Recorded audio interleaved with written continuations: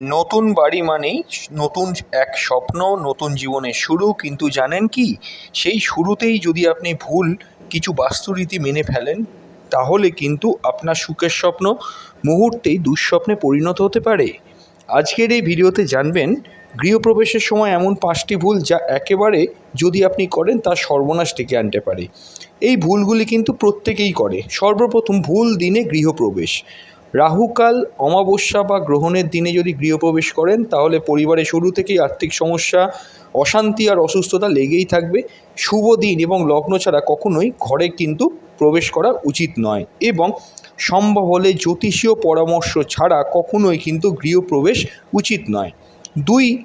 দু নম্বর যে ভুলটি সাধারণ মানুষ করে থাকে, সেটি হলো অসম্পূর্ণ ঘরে প্রবেশ। রান্নাঘর, পূজার ঘর বা দরজা ঠিক না থাকলে গৃহপ্রবেশ করলে ঘরের শক্তি অশুভ হয়ে যায়। এতে লক্ষ্মী প্রবেশ তো করেই না, বরং দারিদ্রতার সৃষ্টি হয়। 3 নম্বর, দক্ষিণমুখী বা দোষযুক্ত মূল দরজা। দক্ষিণমুখী দরজা বিশেষ করে কিছু রাশির জন্য ভীষণ অশুভ।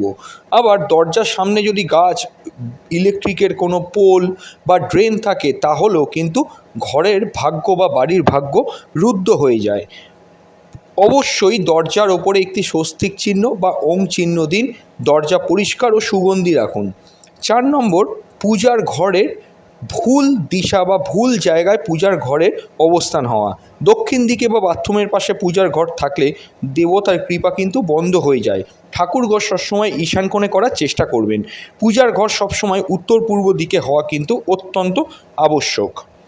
এরপর বলবো, গৃহপ্রবেশের সময় আপনি যে পুরনো গৃহ থেকে আসছেন, সেখান থেকে নেগেটিভ জিনিসপত্র যদি আপনার সঙ্গে আনেন, যেমন ধরুন ফাটা আয়না, কোনো মৃত বা কোনো নেগেটিভ ছবি বা এমন কোনো জিনিস, ধারালো বস্তু যেগুলি সাধারণভাবে গৃহস্থের বাড়িতে রাখা উচিত নয়, সেরকম কিছু, বা ছেঁড়া জামা কাপড় বা কোনো রকমের অপরিষ্কার বা অপরিচ্ছন্ন কোনো বস্তু, অপরিচ্ছন্ন কোনো জিনিস, নেগেটিভ কোনো জিনিস যেগুলো সাধারণভাবে পরিষ্কার পরিচ্ছন্ন অবস্থায় গৃহে রাখে না, সেরকম কোনো জিনিস যদি আপনি নিয়ে আসেন, তাহলেই জানবেন আপনি আপনার সঙ্গে কিন্তু নেগেটিভ শক্তির আমন্ত্রণ জানালেন। এগুলির পরিবর্তে গঙ্গা জল, ধূপ, প্রদীপ এইগুলি কিন্তু সঙ্গে আনার চেষ্টা করুন, বা ধূপকাঠি এগুলি কিন্তু আনার চেষ্টা করুন।